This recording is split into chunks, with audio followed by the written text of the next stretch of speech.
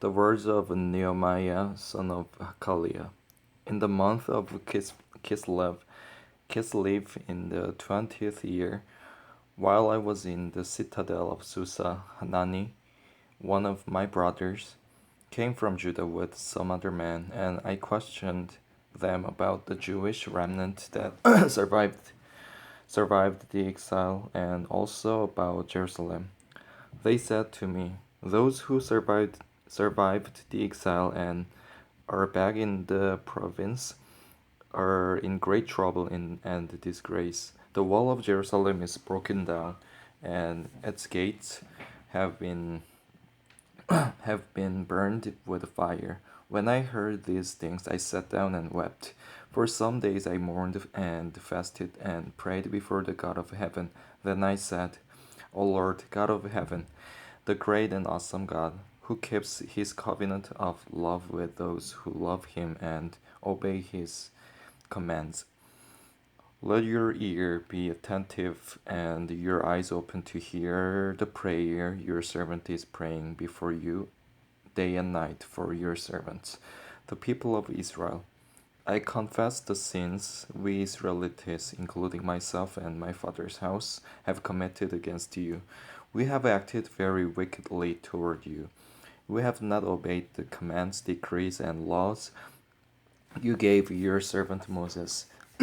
Remember the instruction you gave your servant Moses, saying, "If you are unfaithful, I will scatter you among the nations. But if you return to me and obey my commands, then even if your exiled people are at the furthest horizon, I will gather them from there and bring them to the place I have chosen as a dwelling for my name. They are your servants and your people, whom you redeemed by your great strength and your mighty hand. O Lord, let your ear be attentive to the prayer of this your servant, and to the prayer of yours, to the prayer of this your servant, and to the prayer of your servants who delight in revering your name.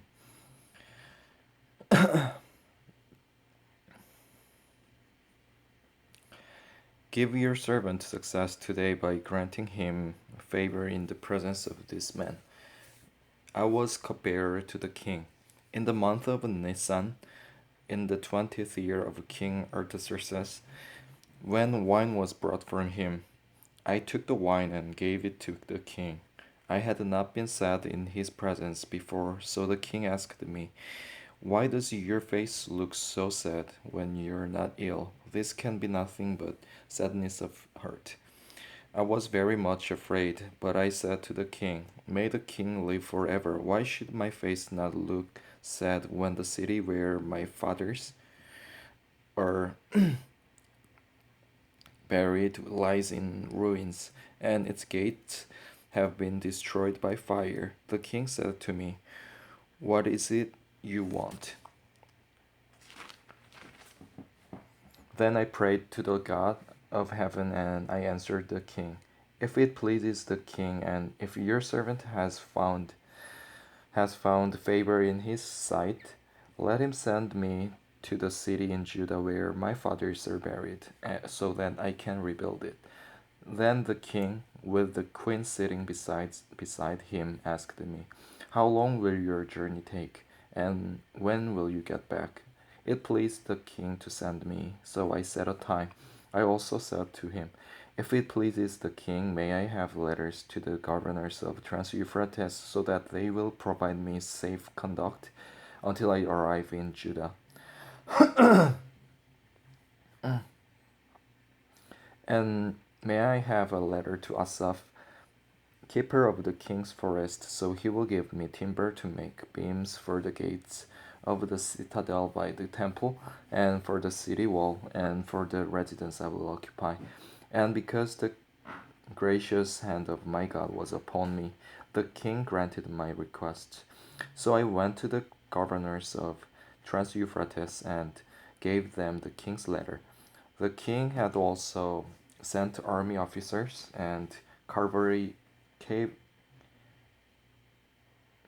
cavalry, cavalry with me.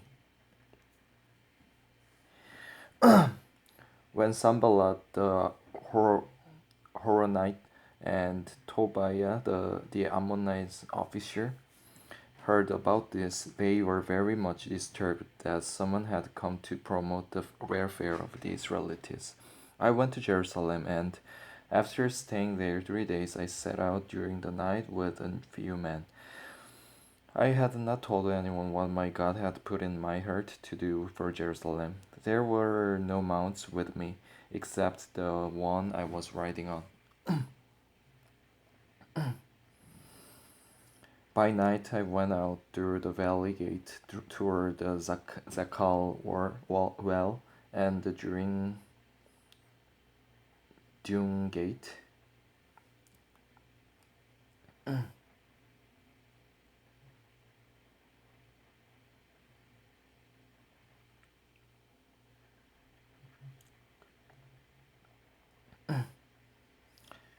Examining the walls of Jerusalem, which had been broken down, and its gates, which had been destroyed by fire.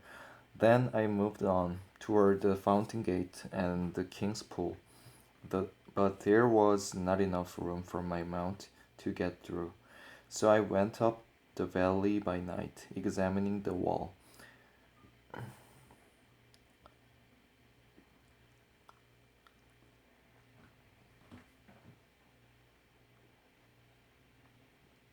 Finally, I turned back and re entered through the valley gate. The officers did not know where I had gone or what I was doing, because as yet I had said nothing to the Jews or priests or nobles or officers or any others who would be doing the work. Then I said to them, "You see the trouble we are in. Jerusalem lies in ruins, and its gates have been burned with fire. Come, let us rebuild the wall of Jerusalem, and we will no longer be in disgrace."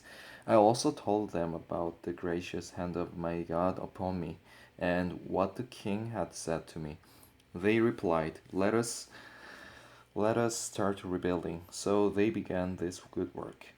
But when Sanballat the Horonite, Tobiah the Ammonite officer, and Geshem the Arab heard about it, they mocked and ridiculed us. "What is this you are doing?" they asked. "Are you rebelling against the king?" I answered them by saying, "The God of heaven will give us success. We, his servants, will start rebuilding. But as for you, you have no share in Jerusalem or any claim or historic right to it."